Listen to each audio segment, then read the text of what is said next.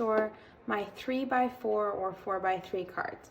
So I picked up this little box from IKEA. It came in a 2-part set. There's one that's a little bigger, and that's where I store my 4x6 cards and 6x4 cards, and I'll show that with you guys another day. So what it is you can see that I have all these little tabs. I have a bunch of different dividers, and I use miniature pink binder clips as my tab dividers. So this is just some 12x12 cardboard that came in like a kit or something. I just keep them whenever I get them as packaged items. And then all I did was I put 1 or 2 strips of washi across the top. I didn't even do it in the back. And then I used my label maker to create the name of what's filed behind this. And then I used this because the binder tabs allow me to easily just see what's going on. So what do I have? First, I have miscellaneous. Now, miscellaneous are ones that need to be sorted, or I'm not really sure where they fit, and so they're in miscellaneous. So I have a couple large art icons, and if I had more than 3 or 4, I would give them their own tab divider, but I only have 3. And then for the life of me, my brain can't figure out where I want to sort this card. And then I have a couple random cards that I haven't quite figured out where I want them to go. So I put them in miscellaneous. It's usually the first place I'll go to look when I'm using things up. It's kind of like my first, can I use it up from here? Then the next thing I have is I have a divider that says images, journaling, no lines. So what does that mean? It means that there are images, okay? But there's no lines to journal on. So if you see here, I'm just gonna put this back so these don't all get confused. You can see here, there's no lines on these cards to journal perfectly on, but there's patterns or images of some kind. So that's where these go. Then I also have, I have words journaling, no line. So words journaling, no line, means that there's no lines, but there's words on the cards. So, sorry, I'm keeping my fingers in there so I don't mess things up. Today was awesome. So I could use this as a title card and a journaling card all in once, or I could use this to journal on and have the words today was awesome as the beginning of my journaling.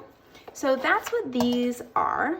And oh, now I forgot my fingers. All right, well, I'm gonna have to figure that one out. Okay, then we have words, journaling, lines. So what that means is there's lines to write on and there's words. So details the words, lines to journal on. I want to remember is the words, lines to journal on. Date details, lines to journal on. Then I have images journaling lines. So that means that these lend themselves, there's a design, a pattern of some kind, and there's lines, but there's no words. So these are great to create spots for journaling on your layouts. Then I have, the next one is big patterns. So these are large patterns, and I don't have a lot anymore because I often find myself fussy cutting them now. But these are pretty large patterns. They're very bold statements. And so that's just how my brain sorts them. Then I have small repeated patterns. So a small repeated pattern are things like this. This is a repetitive pattern and it's on a much smaller scale. These are hearts that repeat much smaller scale. Again, stitched hearts repeat much smaller scale. So that is small patterns. There we go, repeating patterns. Then I have, the next one is title cards.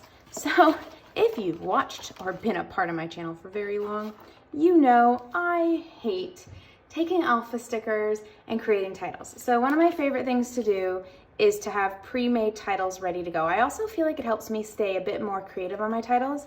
Otherwise, who knows how my titles would go. So 2019 title, hello, you are enough.